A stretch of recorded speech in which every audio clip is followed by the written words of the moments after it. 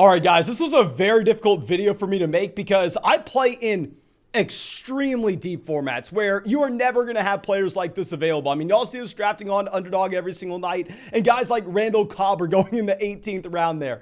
But I know a lot of y'all play in casual fantasy football leagues where maybe your deep draft targets or the guys you're going to get off waivers are significantly higher quality. So what I wanted to do to identify some late round targets for you if you have not had your fantasy football draft, or maybe some waiver wire pickups for you if you've already had it, is just head over to ESPN, head over to a casual site where there aren't die-hard drafters just monitoring it 365 days a year, and to look at players that were rostered in 40% or less of leagues. Now we're going to go deeper and deeper as this video goes on. So the names at the very beginning, they should be rostered in every format. But of course, before we dive into it, go down there, drop a like on this video, subscribe to the channel if you have not already. And if you want to draft in some deeper leagues, maybe with me on the live stream, maybe with your friends, and maybe just in the public lobby, you can do so on Underdog Fantasy. When you go and sign up for Underdog Fantasy, because I have worked my freaking butt off to get y'all this, if you make a $10 deposit with promo code FLOCK,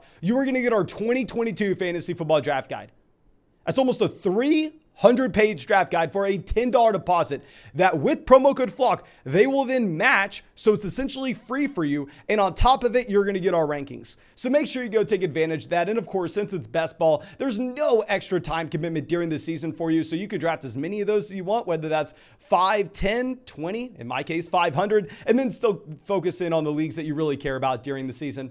But let's go through and let's focus in on our first wide receiver here, Christian Watson, currently rostered in 40% of leagues on ESPN. Now with Christian Watson, I was so shocked to see that he wasn't rostered in every single one here, because this is a wide receiver that, in my opinion, has access to an elite level ceiling. And going back to what we were discussing in the videos a couple days ago, what do we need to be looking at for these wide receivers in fantasy football that are going to be making up the last few spots on our roster? Are we trying to grab the Marvin Jones, the Nico Collins, the Robbie Andersons, the guys that we know, yeah, they have nice median projections. They have really good floors. We know exactly what they're going to give us, but they have capped ceilings where they can really never turn into that true league winning option? Or are we going to go for the home run swing? Are we going to try to roster someone at the very end of our team that does have an elite level ceiling and extremely low floor? That way life is easy for us. Hell, we know that we are going to have to make waiver wire pickups all season long. So you want to be churning the bottom of your roster, consistently identifying players with that elite level ceiling. That way we can go through and get rid of the duds and keep the guys that actually hit. Now, when we're looking at Christian Watson, this is a rookie that I guess isn't rostered in every league because he hasn't been at training camp. Obviously, you've had every single report about Romeo Ubaka, someone we'll talk about a little bit later on, going out there balling out while Christian Watson's been dealing with the knee injury. But recently, Christian Watson made it back to training camp for the Green Bay Packers. And if we go back and look at his prospect profile, he was an elite size adjusted athlete, which isn't that important at the wide receiver position. We'd rather see that at running back.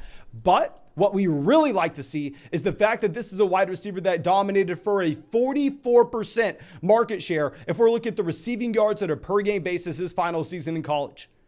44%. That is an elite level mark. Now, there is a red flag on his profile. This is a wide receiver that's going into his rookie year, 22, 23 years old. Historically speaking, that is a horrible, horrible, horrible mark for his expected hit rate. But with Christian Watson, he is the only player I'm giving the COVID pass to, because his school actually had to play football in the spring his junior year.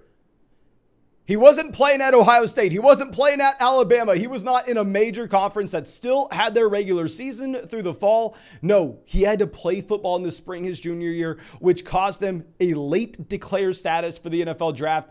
So I think maybe he would have had that elite level breakout his junior season, could have potentially gone through and could have potentially declared then, and nobody would be this worried about his age. Now, what I'll say with the Green Bay Packers situation is we know that we will have elite level quarterback play, and it is very easy to pencil in Allen Lazard as the wide receiver one in Green Bay, and Allen Lazard is most likely the wide receiver one for the Green Bay Packers. But is it guaranteed that the undrafted free agent receiver that's never dominated as a full-time player in Green Bay with the elite level quarterback play, is it guaranteed that that option, remember, undrafted free agent, not necessarily a great prospect coming out, has never really broken out to an extreme level, is it 100% guaranteed that he is the wide receiver 1 over the guy that had the collegiate profile that we're looking for, that is the most invested into wide receiver that the Green Bay Packers have on their roster. I mean, they spent the 34th pick overall on him, and at the same time, in my opinion, has a higher ceiling overall.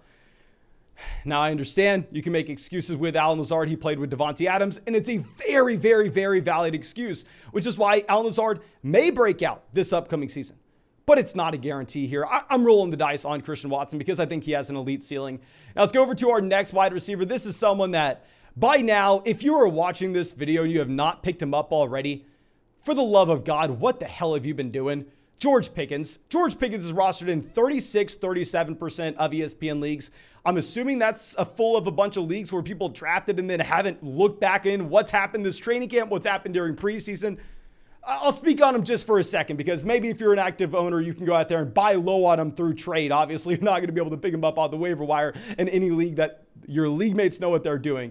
But regardless, this is a wide receiver that going into his rookie season, he had that extremely wide range of outcomes. He had an incomplete prospect profile that had elite level traits. He checked a lot of the boxes that we look for. He had the pedigree coming out of high school as a 5-star prospect. He gets to Georgia, breaks out at 18 years old as a true freshman. He declares early for the NFL draft. He shows his athleticism at the NFL Combine, and he gets the NFL draft capital that we're looking for with the team that's been historically elite at identifying wide receiver values in the NFL draft.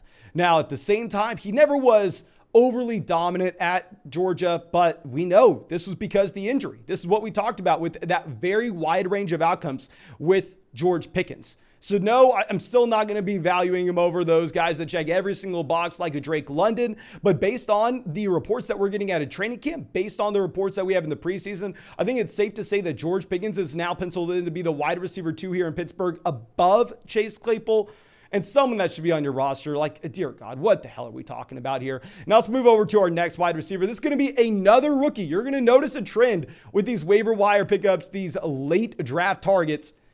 They have upside. Jamison Williams. Now with Jamison Williams, this is going to be a wide receiver that misses the beginning portion of this season. So please understand your league format. If you're playing in a shallow league where you would have to draft Jamison Williams or pick him up off the waiver wire and then hold on to him on your bench through the first month of the season before he makes his way back from that 20 ACL, you know what? You don't do it. It would be so hard to burn that roster spot in that shallow format. And there, he probably deserves to be on the waiver wire. However, in a lot of leagues, players that go on the PUP, you're going to be able to put them on your IR. And if that's going to be the case, Jamison Williams is someone you have to pick up today because this is a wide receiver that was just selected 12th overall in the NFL draft. And yes, he has a red flag on his profile that he didn't break out until his junior season. But similar to Christian Watson, you have an excuse for that red flag here. This is a wide receiver that back in his early days at Ohio State was a part of the best wide receiver room, maybe in college football history. You had Garrett Wilson there, pick 10 of the NFL draft. Chris Olave, pick 11 of the NFL draft. Jamison Williams, pick 12 of the NFL draft. And Jackson Smith and Jigba also in that same wide receiver room, who will be the wide receiver 1 in 2023 and possibly a Jamar Chase level prospect.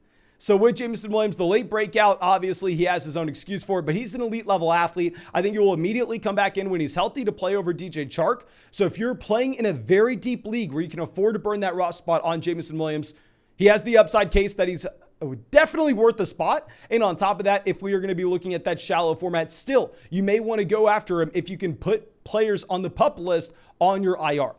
Now let's go over to our next guy that fits that exact same mold.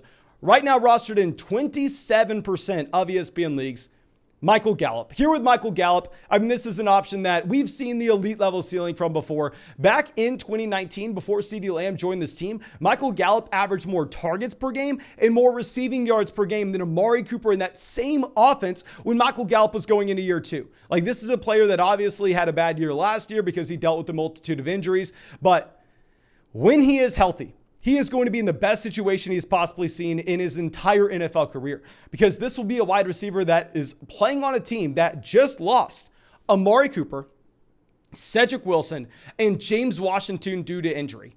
So if you're telling me that you're going to get the wide receiver 2 on an offense that's going to potentially be number 1 in pace of play, and on top of that, number 1 in passing rate over expectation, when he's the locked in wide receiver 2 on that team, hell, It would be different if Michael Gallup was not talented. Gallup has a ton of talent. Now, it does come down to a very similar mold on a Jamison Williams. If Michael Gallup ends up starting on the PUP, he's not going to be someone that you can roster in a shallow format if you do not have that IR. But if you have the IR slots where you're able to throw those PUP players on there, Michael Gallup, someone you have to pull up. Now, our next guy in that same exact offense, in that same exact situation, Jalen Tolbert. Like right now on Underdog, obviously, all these players are getting drafted way earlier than you'd assume. But with Jalen Tolbert, he's being drafted way too high on Underdog Fantasy, where he's going before guys like Garrett Wilson, which I could never agree with. But hell, on ESPN, he's only rostered in 24% of leagues currently. And with Jalen Tolbert at this moment, this is a wide receiver that will start off for the Dallas Cowboys as the wide receiver 2 here. Because as we just mentioned, Michael Gallup's not going to be good to go by week 1. On top of that, neither's James Washington. They lose out on Amari Cooper, and Cedric Wilson going to Miami is a big freaking deal when there's no wide receiver depth at all. Now, Jalen Tolbert, he's not the same level prospect that you have with any of the other rookies on this list, like Jamison Williams, George Pickens, Christian Watson. They run laps around Jalen Tolbert, but from a situation standpoint, hell, maybe you can draft Jalen Tolbert and then have some Dallas Cowboys fan in your league all of a sudden get so hyped on the rookie breakout after week 2, week 3, and you can go and flip him for a profit before Michael Gallup gets back. But now let's go over to our next wide receiver, Joshua Palmer, rostered in 18% of leagues currently. Here with Joshua Palmer, this is an option that should be playing in an elite level offense that you will never be able to start when Mike Williams and Keenan Allen are both out there, because of course he's going to be locked into being the wide receiver 3, but it's not the worst idea in the world to go through and understand that Palmer does have the talent profile that you would look for attached to a historically efficient quarterback in Justin Herbert, where if something were to occur to either Mike Williams or to Keenan Allen, and all of a sudden Joshua Palmer were to slide into being the wide receiver 2 in this offense, he could be someone that has that top 24 upside. So we are getting a little bit deeper here, but if you're in that casual format, maybe you go through roster Joshua Palmer, hold him until hell you have someone else that you like more off the waiver wire. You can then go through and let go of Joshua Palmer with the assumption that both Mike Williams or Keenan Allen are healthy. But if something were to change, where say Keenan Allen goes down in practice, a Cam Akers style, a J.K. Dobbins style, Travis Etienne style, of course, I am never rooting for that. Never rooting for it. The NFL is more fun. Fantasy football is more fun with guys like Keenan Allen and Mike Williams playing. But Palmer would have a very high ceiling if something were to change in his situation. And now our last wide receiver on this list, currently rostered in 8.6% of leagues, Romeo Doubs is someone that I still stand by the fact that he is most likely playing behind Christian Watson. He is most likely playing behind Allen Lazard. But the Christian Watson knee injury, where he missed out on the majority of training camp, maybe that opened up the door. Maybe I'm wrong saying that we need to go through and fire up Christian Watson where we can. Maybe Romeo Doubs is someone that will step into opportunity early on, and maybe he plays that slot wide receiver role over Randall Cobb and Green Bay. And obviously, this is an offense that will be hyper efficient. I want to be shorting Allen Lazard where I can, because I don't necessarily think that Allen Lazard is some worldly talent that's just guaranteed locked in wide receiver 1 for the Green Bay Packers. I do think that there is some volatility and there is some uncertainty with this Green Bay Packers wide receiver room. So I'd be fine going through and betting on a Romeo Doubs, betting on a Christian Watson here. But thank you. Let me know what y'all thought of this video. Obviously, if you're playing in a deep league or you're playing with people that know what's going on, it's going to be hard to grab these guys off the waiver wire. You could still go out there, possibly trade for them on the low. I'm just shocked, and I repeat, so freaking shocked that you would have someone like Jalen Tolbert only rostered in 24% of ESPN leagues, because of course y'all know I'm used to drafting on Underdog where these guys going around like 11. But thank you again. I appreciate all of y'all. I really hope that you enjoyed this video. I really hope you got something from it. I will be live streaming tonight, so if you want to come out to that live stream, make sure you subscribe, hit the bell so you know when we go live. And we will be live streaming every single night, drafting those teams on Underdog Fantasy. So if you want to get in a draft with us, if you want to go get our draft guide, go get our rankings, go draft in the public lobby, just go have some fun. Make sure you go to the link in the description. Go sign up for Underdog Fantasy. Use promo code FLOCK and make that $10 deposit. That's all I got for you. Really hope you enjoyed the video. Really hope you have a great day. And I hope I get to see you at the live stream tonight.